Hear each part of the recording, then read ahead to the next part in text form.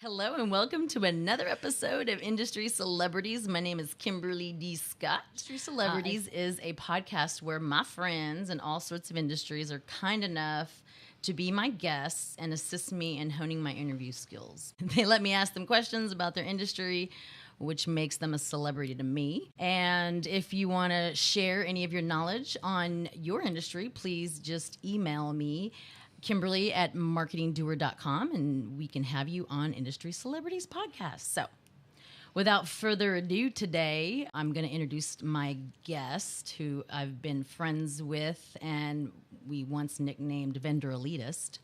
We don't call him that anymore, but for over 9 years I've known this gentleman. And it's more than 9 years. Has it been more than 9 years? Yes. Oh, it has. It's closer to 15. But, who's you sound counting? so excited about that. I'm thrilled. Well, Ken, introduce yourself. Tell everybody a little bit about where you're from. And 15 years is almost 25% of my life, Is Kimberly. Yeah. Oh, 15 years. I said almost. Where are you from? What you doing here? What are your likes, your dislikes? Help me out. I'm originally from Dallas, Okay. born here, but grew up in Oklahoma. Is that where that OU comes from? That's where the OU comes from, Okay. yeah. So Texas born, Sooner bred. Oh. And see, I've been in the real estate business since 1988-ish, I guess. Do you know how old I was in 1988? No, Okay. I don't. And who did you start with in the real estate business? In real estate, I started with the Trammell Crow Company. Okay. So in Charlotte, North Carolina, on the commercial side, doing office and industrial leasing. Wow. Yeah. You can negotiate my next office for me then, possibly. I've forgotten a lot of that. Oh. On How long purpose? ago was 1988? A long time ago. 30 years? Yeah, I can do the math. Even internally, it's pretty frightening. But yeah, so I started with the Trammell Crow Company, and the history goes a little bit back further than that. So growing up in Tulsa, I got to be really good friends with a guy named Bob Faith. And Bob and I ended up going to high school together. Wow. And in college together, same fraternity. And when I graduated from OU, Bob did at the same time. I was really 2 years ahead of Bob. We had the gift of graduating at the same time because Okay. I stayed an extra year and he graduated a year early. So anyway, Bob went straight to Harvard, and I went to work for the Texas Oil and Gas down here, actually in DFW. Lived in Arlington. Okay. Worked in Fort Worth. So it's in the oil and gas business. But And wait a go minute. ahead. So Houston, but when I met you, you were just moving back from Houston. So how'd you get to Houston? Well, I've lived in Arlington, Houston, Charlotte, then Chicago, back to Houston, then Charleston, back to Houston to Dallas. Okay, got it. Do you really want me to timeline every one of No, those? it's okay. But I just had to know where did Houston come in. Yeah, so just because of what was happening in the oil and gas industry in the early 80s, and subsequently Texas banking, which I participated in that briefly. As a trust officer with Texas Commerce Bank after leaving TXO. And then one day I got a phone call when I was in Houston, and Bob had graduated from Harvard and gone to work for the Trammell Crow Company, was living in Tulsa.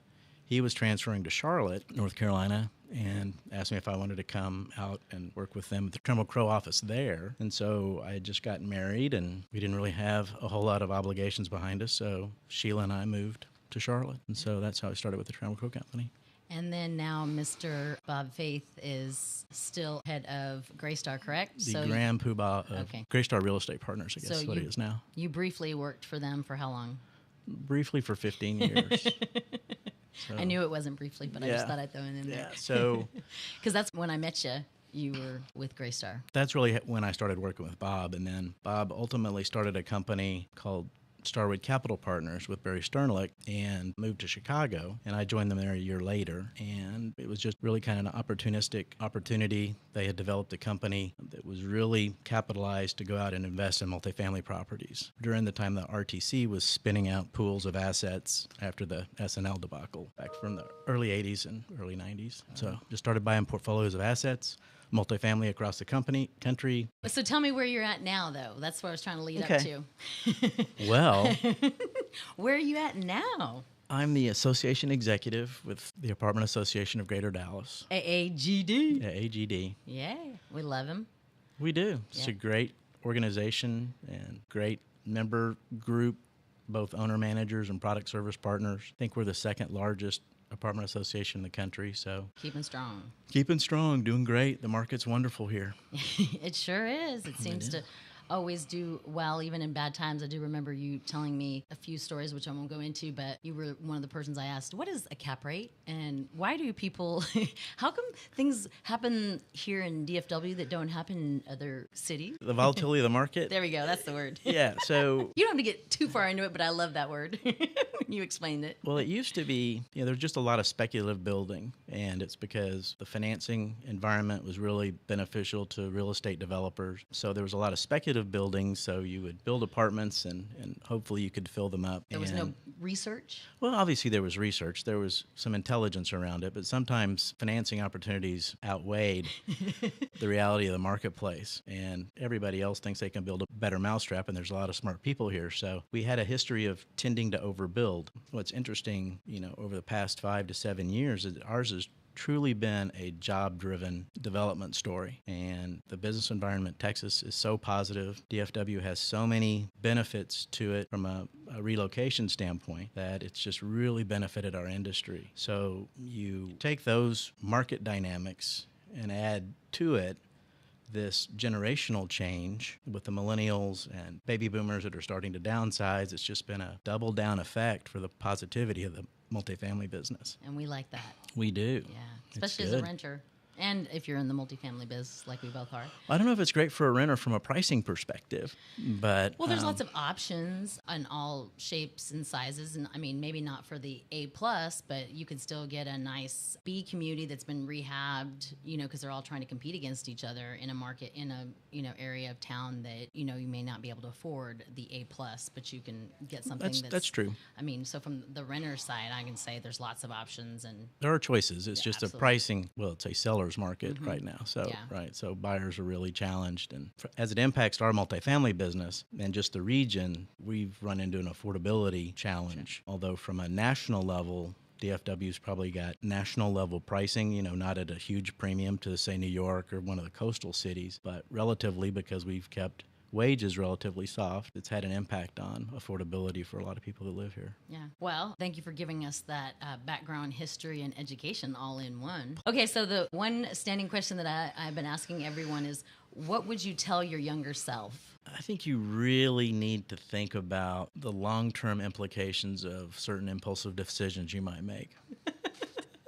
And that touches on professionally, personally. It's so many. That's a really... Life is just full of unintended consequences, despite how good the opportunities look in front of you. But having said that, I love where I am right now, and it's been a growth opportunity for me. And as long as you're growing, you're learning, and yes. You're never too old to learn. That's absolutely true. And I like to look at them as not consequences, but experiences that you get yourself into and you learn from. And true. Try not to make the same mistakes or experiences that might not go the way you want them. Okay, now the second little part of this is, which would you rather play, fun fact or two truths and a lie, which I found out earlier I'm not really good at two truths and a lie, so it might be really funny. I don't know. It's up to you. Yeah, I don't have a fun fact, so I've got to go with two truths and a lie. What is that? Okay, so two truths and a lie. So, now I have to, okay. Yes. It's a direct derivative of... I'll go first. I climbed the Empire State Building. I love the color purple, and I am the youngest child of 3 boys. So what's the lie? Is I love the color purple the movie or your personal selection? My favorite color. Okay. And the movie. I like the movie, but it's not my favorite movie. Well, you're wearing purple, so I'm going to assume that's a truth. I'm going to guess climbing the Empire State Building's a lie. Oh, very good. Yeah. Okay, now you go.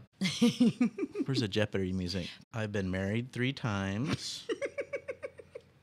Mm-hmm. Oh, wait. No, those are 2 truths. No, they're not. I'm just kidding. And I wear a flower on my lapel every day. Okay. I'm totally shaking it up.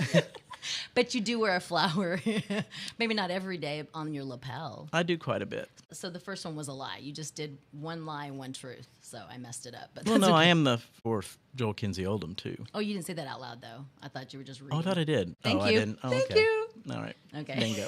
Okay, well, thank you, Ken, for being on my industry celebrities. Well, you're an industry celebrity to me. You know, they're my Well, friends. All of them are celebrities to me. That's good.